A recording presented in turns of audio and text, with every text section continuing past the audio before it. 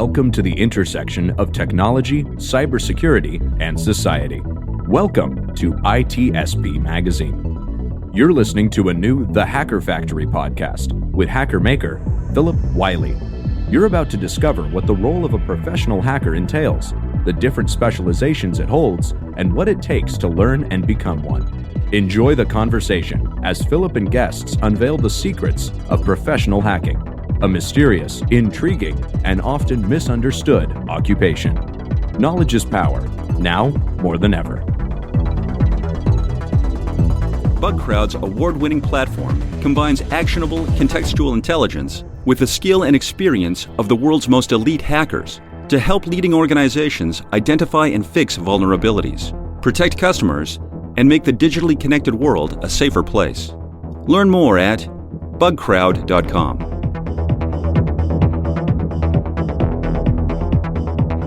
Hello and welcome to another episode of the Hacker Factory podcast. I'm your host, Phillip Wylie, the Hacker Maker. In each episode, I have a unique guest sharing their story and tips on how to get into cybersecurity. And today, I'm very happy to have my friend, Lola Kureno. Lola and I met probably around the first part of 2021 through cyber insecurity, and we kind of got to be friends, and I got to watch her career, watch her go from studying to getting a job in cybersecurity. And she's got a very inspirational story, and I look forward to her sharing that with you today. And hopefully this is something that will inspire you on your journey. One thing's for sure, she worked hard and got some opportunities, but one thing she did is she did her best to take advantage of those opportunities. She did things to kind of negotiate jobs and that sort of thing. And so she just went above and beyond what a lot of people do. And so I think you can really learn a lot from Lola. Thanks for joining today, Lola. Oh, thank you so much for having me, Phillip. Hello, everyone. Super excited, super honored to be in your podcast. It's great to have you. I had you on my stream once before with Ghost and Marie. And so, I was thinking recently that, you're, well into your cybersecurity career. And I thought, this would be a good episode. So if you don't mind, would you share about yourself with our listeners? Oh, sure. So many of you might know me as Cyber Lola, on Twitter. My handle is Cyber Lola, and on Discord and other communities.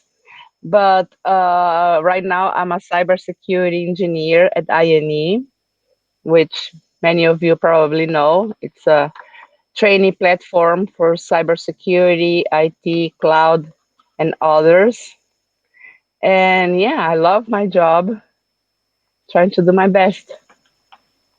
Yeah, I've been really impressed with, how you're progressing and stuff, and just some of the things you did when you were studying along the way, getting your EJPT certification and all the effort you were putting into try hack me before you got a job. Could you kind of share how you got your job, what you did to study and how you went about getting your job? Oh, absolutely. Because as I have shared in some other interviews, I came from a non-technical background, and as soon as I was really looking for something, a new career, and I discovered cybersecurity and started researching more and becoming very interested in the field. At the time, my main focus was ethical hacking, pen testing. And by watching many videos, either on YouTube, LinkedIn, or other platforms that were available to me, it became clear that my first plan of action should be having a strong foundation basis. So I started by refreshing all my knowledge of IT fundamentals. After that, I went through computer networking. So I did the whole CCNA course. And then Linux, even though I had used Linux before. I mean, the first computer that my father gave me when I was a toddler had Ubuntu installed. But it was like a kid's play, nothing that I would even think I would ever do as a career. So I went really, really studying Linux I used what was I used? I used on the Cisco Net Academy. They have something by the Linux Foundation, some courses that I thought they were pretty good. So I used that, and I also used a platform called Over the Wire. Like it's got some type of games that you can like advanced levels, but they teach you all kinds of Linux commands. I found it super useful. So after I got that foundation that I felt like very comfortable with it. Then through YouTube, I met the cyber mentor, Keith Adams, and I decided to purchase his course, Practical Ethical Hacking. And I thought it was awesome. That got me really, really hooked into hacking. And at the same time, I started going through the complete beginner learning path at Try Hack Me. And I wanted to know more, and I thought that only me researching or like basically Googling wouldn't be enough. I thought it would be pretty interesting to talk to other people who either wanted to do the same thing for a career or people who were professionals. So I went seeking for that and talking to people. I met someone who was actually studying for the EJPT. And I thought it was the coolest thing. He was like a junior certified penetration tester. I thought that it was awesome. And I wanted to know how I could get that certification too. And then this person, he introduced me to A&E, how to get started with the free started pass. At that time, I would never have thought that I would be their cybersecurity engineer one day. Like not in my wildest dreams, I would have ever thought that. So it was great for me, INE, because due to me being a neurodivergent person, I need a structure. I work very well having a structure. And the INE training was maybe the first place that I felt that gave me a strong, kind of like a formal education plan that I could follow. So I started following the course, the penetration student training course from start to end. But at the same time, I also studied with other platforms. I wasn't studying only at INE. I complemented my study doing TryHackMe, doing his courses, doing labs at the Portswigger Web Academy. It's another platform that I think is pretty cool for web app pen testing. And anyways, so by that time, I was even more invested in the community, knowing so many people. And even though I had already finished the course, I wasn't feeling very confident that I could pass this test because I don't like failing. If me, I hate failures. So if I took the test, I wanted to pass. But people kept insisting, saying that I was prepared. They should just give it a shot, just take it. And I was like, okay, great, I will take it then. They made me take it. And I took it and I passed. And after I passed, it was like, gave me a little bit of confidence of taking my studies further, getting started on taking cloud courses and some other pen testing courses that I did. At the time, I was presented with the opportunity to be an intern for Neil Bridges' consulting company, cybersecurity consulting company, and that was awesome too because I had the opportunity to see another side of cyber that I wasn't very familiar with. Because up until this moment, I was focusing all my energy in studying pen testing, ethical hacking only, and I didn't I didn't really had an idea about what cybersecurity represents in a business context, and all that is involved is not limited to pen testing or ethical hacking. So it was pretty awesome that I had that opportunity to start learning that through my internship. So it was a very nice time that I had with it, and Neil was great about teaching me many things that are useful to me to this day. And then finally, I had the opportunity after the internship to join INE, and that's where I am now. I never stop learning. I face many new challenges on my job, and I found out that I love cloud security. There was something that I wasn't even very. I know cloud fundamentals, but I wasn't as invested about learning cloud security. And this is an area that now, at the present, interests me very much, and I'm really, really invested in it. And it's awesome, awesome learning new things every day. That's great. And one of the things I was really impressed and proud of you for is a friend and someone that I've mentored some was it was really cool the way you got in there and you were doing stuff for INE as a consultant working for Neil. And Yeah. then you were working with people in INE, and then they kind of saw how you were doing a really good job. And you pretty much didn't you really pretty much negotiate a job and kind of tell them that I would come to work for you and this is what I would take per month and how you landed the job? Isn't that pretty much? Yeah, something like that. And now that you say, I always try to give shout outs every time that I am speaking publicly. And I want to give a big shout out to you because, as you said, when we started talking, and I appreciate very much that you took the time to listen to a nobody like me who was just a rookie. I still am. Maybe now I am an advanced rookie. But I thought it was awesome that you always took time to listen to me. He asked me how I was doing, what I was studying, and give me advice. And this, I think, that's very important for support and mentorship of a person who is starting. And you don't forget that. I mean, I want to do for others the same thing that so many awesome people who took the time to support me the way you did. I want one day to provide the same thing for them too. I think it's very important. A That, big shout out to you. Thank you very thank much you. for.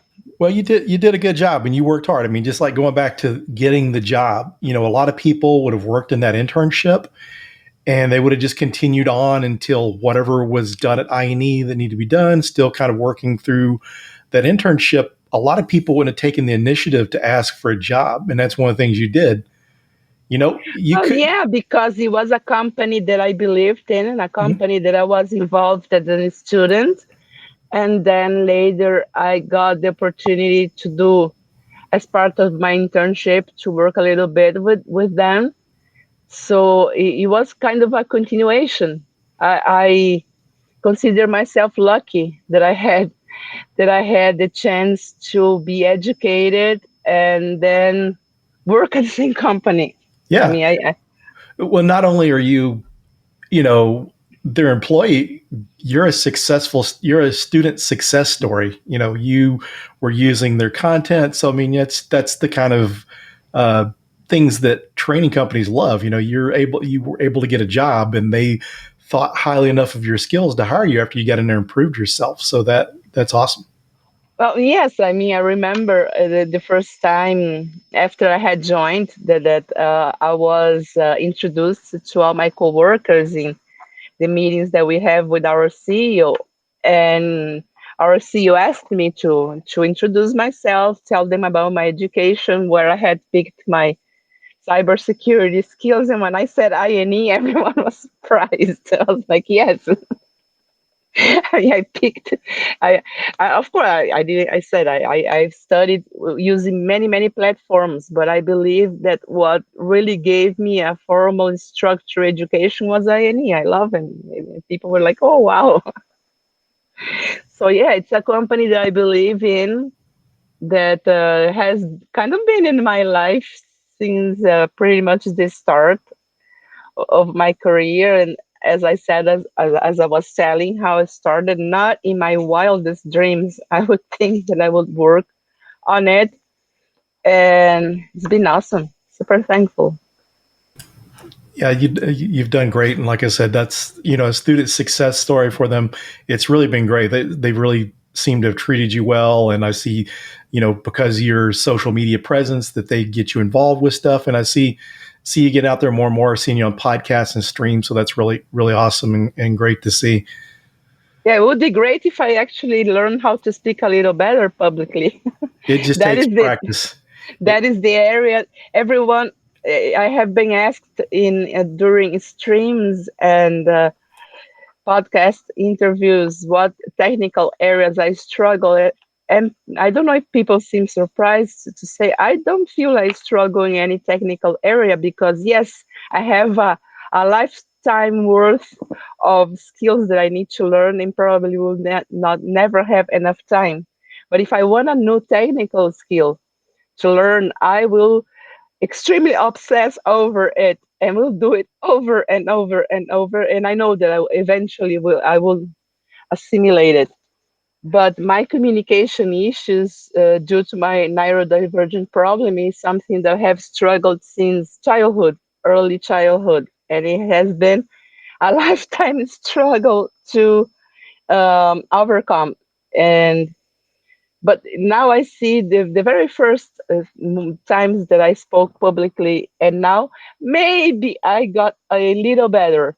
But communication, efficiently communicating, and public speaking is something that I really, really want to improve. I think it's important also as a part of a cybersecurity career.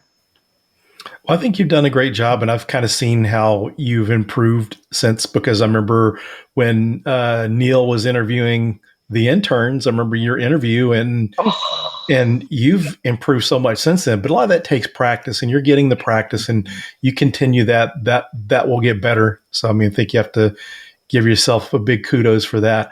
And one of the things I'd like to do before we get further in this podcast is one of the things I think is really cool. We all have interesting stories of where we come from, and that's the stuff that really inspires people that listen to this podcast. So you have an interesting background. Would you mind sharing kind of really what your original profession was?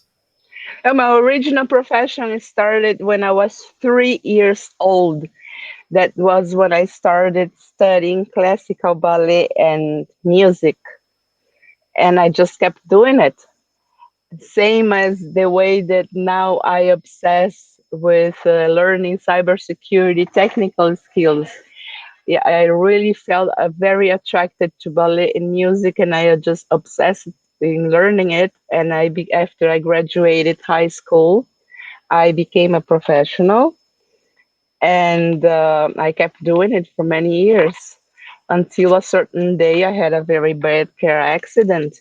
That was what ended my career.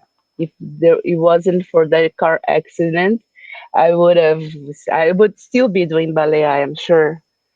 And after I recovered myself physically, I was 6 months in the hospital plus 2 years of rehabilitation.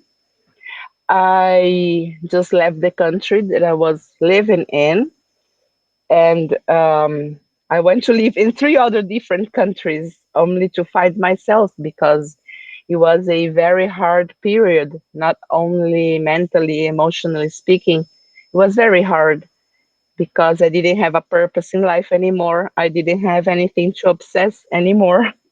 I didn't have my routine. I didn't have my structure, and I was lost. I didn't know what to do anymore.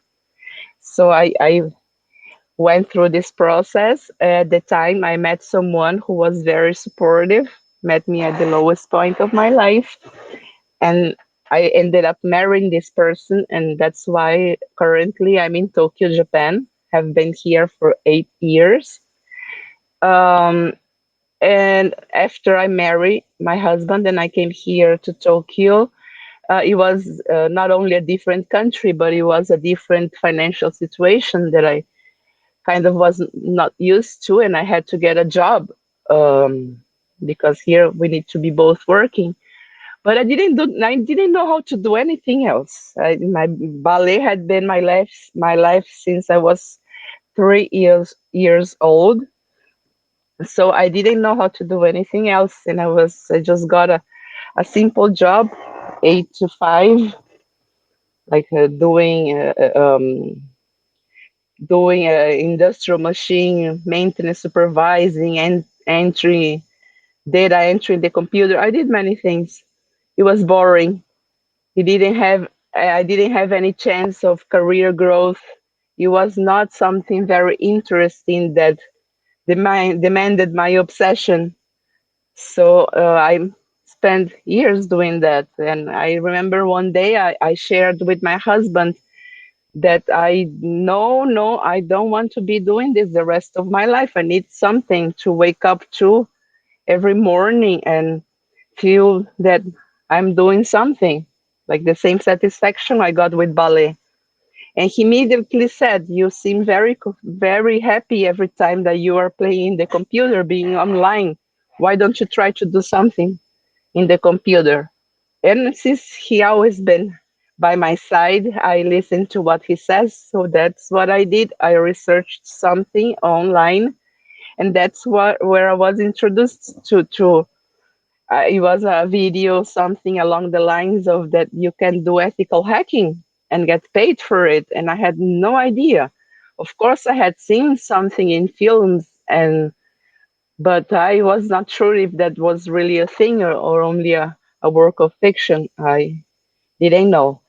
And it piqued my interest. And I remember the next day when I came back from work, I went back and researched more videos that had a similar title, and that's how it started. I remember that I knew that I wanted this as a career when I started feeling that's all I wanted to do. The same thing, the same way that one day I felt that ballet was something, there was all that I wanted to do in life.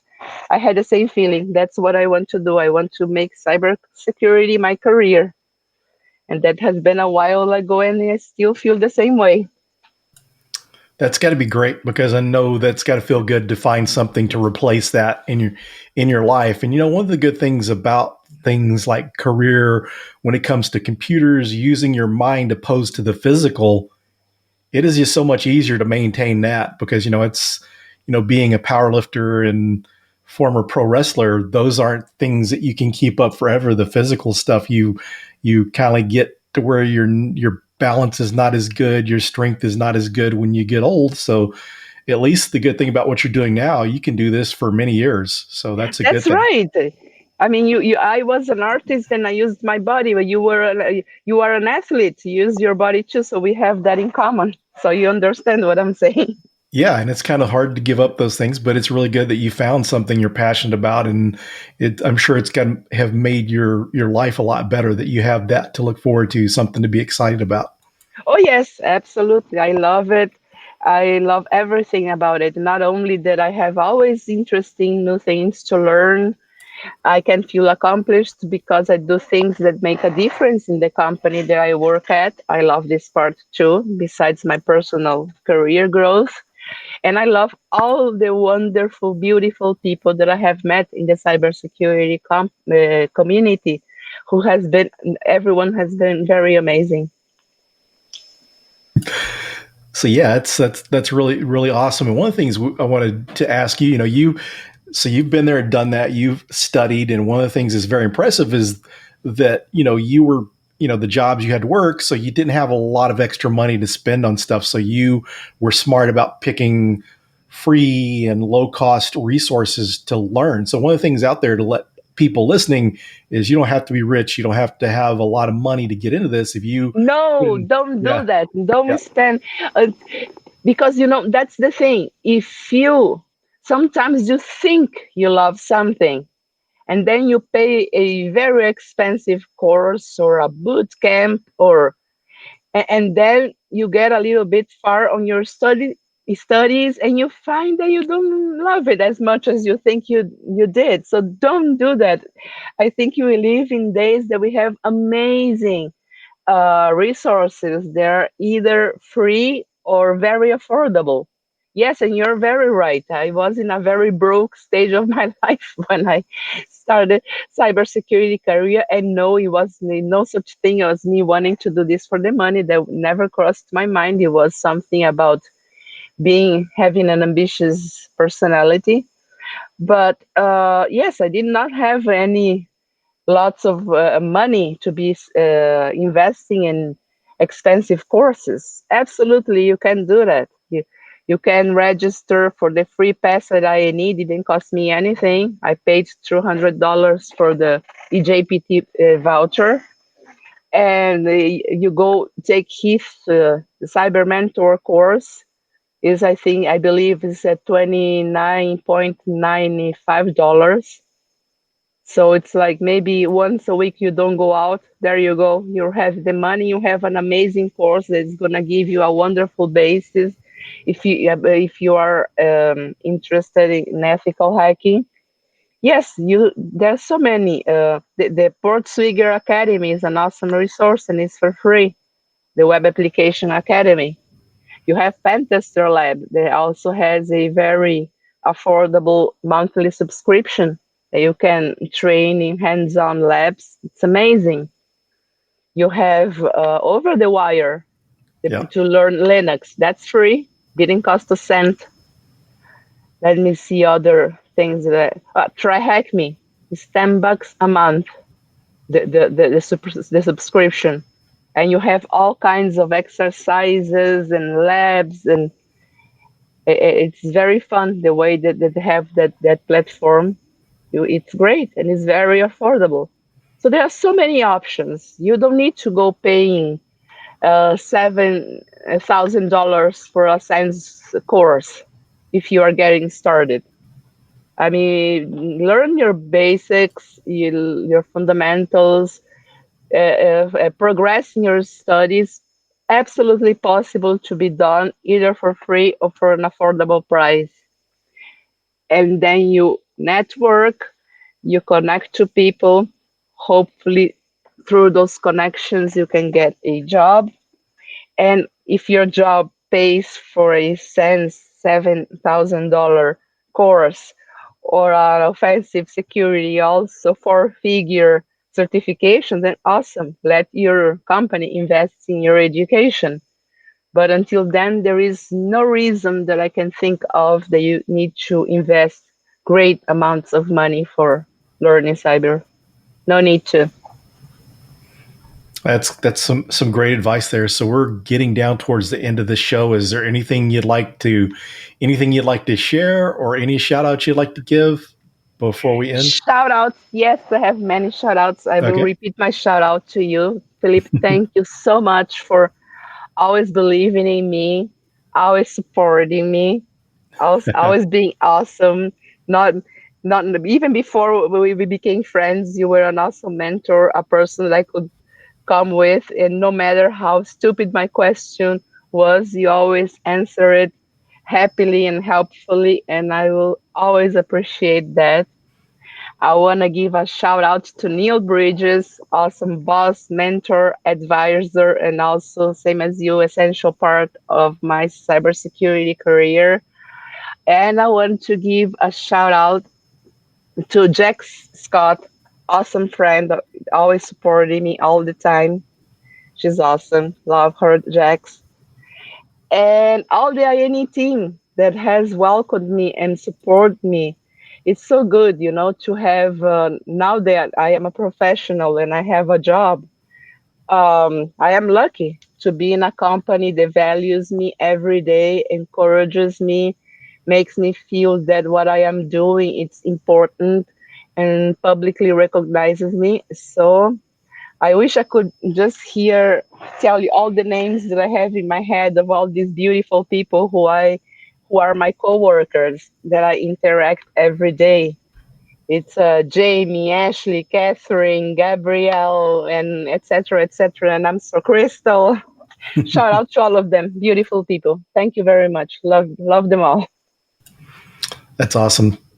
That's one of the things that's awesome too is when you mentor people that are really appreciative that make it worth it. And that's one of the things that I've loved about being a mentor and mentoring people. It's gave me the opportunity to make a lot of friends, and that's an awesome thing. So thank you so much for sharing your story. It was good to have you on and you sharing that story with the listeners, because I think it's very inspirational, and someone is going to listen to this story. If not many people, they're going to hear this, and it's going to encourage them to get started, because every story is a little bit different. I've had Heath on, I've had John Hammond and Joe Helly and Alyssa Knight and all these, and sometimes you'll be surprised what stories inspire awesome someone. people. Yeah, and you know what? Surprised. Just one last thing: if you are consistent and you really believe that's your purpose in life, you work hard, you know what's gonna happen. One day you're gonna have Mr. Phillip Wylie inviting you to be in his podcast the same way that he invited me. How would I, like 1,000 years ago, I would never have thought. I admired his podcast and all the wonderful guests that he has here. There are people who always have inspired me. And now I am here in this position, and it's such an honor. So if you work hard, maybe you are gonna be where I am right now, talking to him. Well, thanks again for being my guest, and thanks everyone for tuning in, and we'll see you on the next episode. BugCrowd's award-winning platform combines actionable contextual intelligence with the skill and experience of the world's most elite hackers to help leading organizations identify and fix vulnerabilities, protect customers, and make the digitally connected world a safer place. Learn more at bugcrowd.com. We hope you enjoyed this episode of the Hacker Factory podcast with Phillip Wylie. If you learned something new and this podcast made you think, then share itspmagazine.com with your friends, family, and colleagues. If you represent a company and wish to associate your brand with our conversations, sponsor one or more of our podcast channels. We hope you will come back for more stories and follow us on our journey. You can always find us at the intersection of technology, cybersecurity, and society.